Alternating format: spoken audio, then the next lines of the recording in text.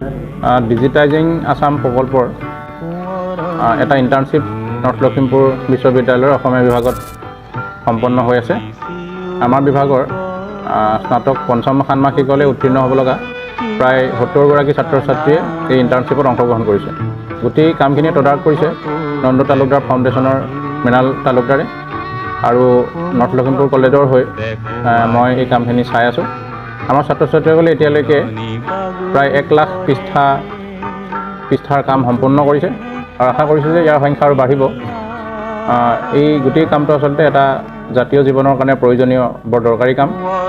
এই কামত অংশগ্ৰহণ কৰিবলৈ পাই আমি নৰ্থ লখিমপুৰ কলেজ পৰিয়াল বৰ আনন্দিত আৰু গৌৰৱান্বিত। প্ৰায় 20জনমান ছাত্ৰ ছাত্ৰী আমাৰ ইয়াতে এতিয়া কাম কৰি আছে আৰু প্ৰায়খিনি কাম সম্পন্ন হৈছে আৰু আমাৰ ব্যক্তিগত পুথিভঁৰালৰ পৰা পুৰণি কিছুমান আলোচনী আৰু কিতাপ ইয়ালৈ লৈ অহা হৈছে আৰু সিহঁতি এইবিলাক কাম কৰি আছে।